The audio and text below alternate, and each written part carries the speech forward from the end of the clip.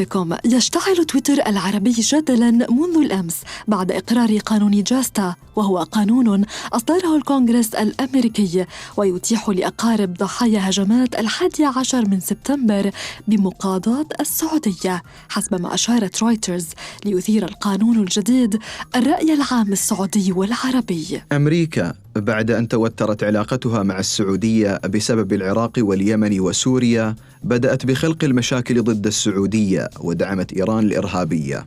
أمريكا تقاضينا فمن يقاضيها؟ إرهاب يتهمنا بالإرهاب، شاهدوا بعض إرهابها عندما احتلت العراق. قانون جاستا. ليطلق العرب هاشتاجات جديدة لفضح الإرهاب الأمريكي حول العالم تحت عنوان جاستا العالم يحاكم أمريكا، وهاشتاجاً إنجليزياً بعنوان الإرهاب الأمريكي، مطالبينها بتطبيق القانون على نفسها أولاً عبر حملة أطلقوها بعنوان جاستا on USA، معددين جرائمها الإرهابية والعنصرية منذ قدم التاريخ وحتى اليوم. من جهته غرد وزير خارجية البحرين خالد بن أحمد قائلاً: قانون جاستا سهم أطلقه الكونغرس الأمريكي على بلاده، أليس منكم رجل رشيد؟ من جانب آخر كتب مغردون معتبرين أن ليس لدى السعودية ما تخشاه من قانون جاستا. هناك لجنة تحقيق لأحداث 11 سبتمبر، وكان هناك 28 صفحة سرية تم الكشف عنها بالكامل وجميعها برأت السعودية. إذن المقاضاة على ماذا؟ في المقابل لفت إعلاميون سعوديون إلى أن قانون جاستا لم يسمي السعودية بالاسم، مستنكرين الفرضية التي أربكت المشهد حسب تعبيرهم. السعودية ليست دولة طارئة لكي تهتز من قانون جاستا. القانون أساساً يسبب فوضى في النظام العالمي. الولايات المتحدة لديها أيضاً مصالح بالمنطقة.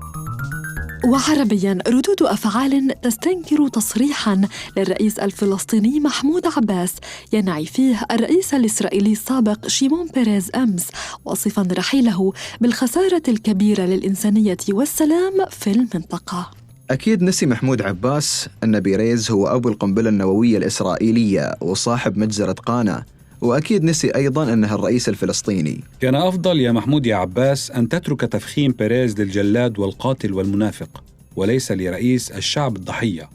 خسارة للإنسانية. شوية حياء يا شيخ.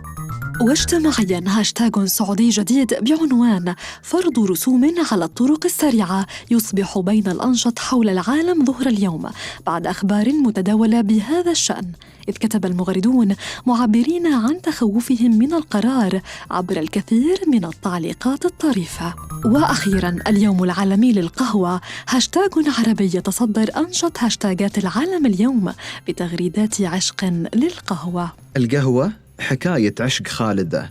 القهوة هي عجوز معمرة لها أحفاد بررة يقبلونها كل صباح ومساء. لا تتحمسوا، لسه يوم السبت 1 أكتوبر حيكون اليوم العالمي للقهوة.